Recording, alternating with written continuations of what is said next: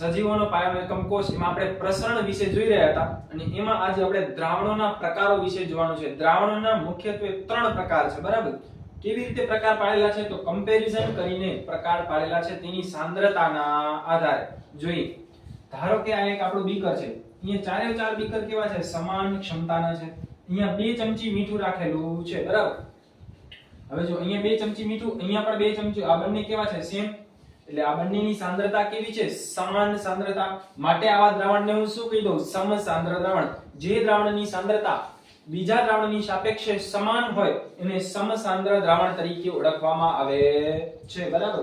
હવે આ એક દ્રાવણ છે, એમાં મેં 4 ચમચી મીઠું રાખ્યું. અહીંયા હતું 2, અહીંયા રાખ્યું 4. એટલે મેં શું કર્યું? મીઠાનું પ્રમાણ વધાર્યું. હવે વધારે ખારું થઈ જશે દ્રાવણ, માટે આની સાંદ્રતા શું થઈ ગઈ? વધી ગઈ. સાંદ્રતા વધી ગઈ. માટે આ કેવું છે? અધિસાંદ્ર. અધિ એટલે અધિક. એની સાંદ્રતા શું થઈ ગઈ? વધી ગઈ. માટે આવા દ્રાવણને શું કહેવાય? અધિસાંદ્ર દ્રાવણ.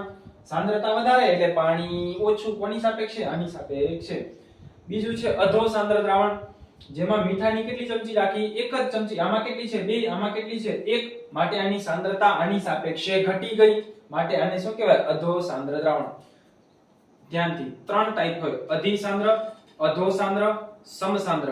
અધિસાંદ્ર એટલે સાંદ્રતા વધારે, અધોસાંદ્ર એટલે સાંદ્રતા ઓછી અને સમસાંદ્ર એટલે સાંદ્રતા સમાન.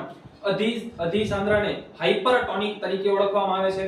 હાઇપરટોનિક સાંદ્રતા વધારે તો પાણી ઓછું. અધોસાંદ્ર હાઇપોટોનિક સાંદ્રતા ઓછી, પાણી વધારે. આઇસોટોનિક સમસાંદ્ર સાંદ્રતા સમાન, પાણી પણ સમાન, બરાબર.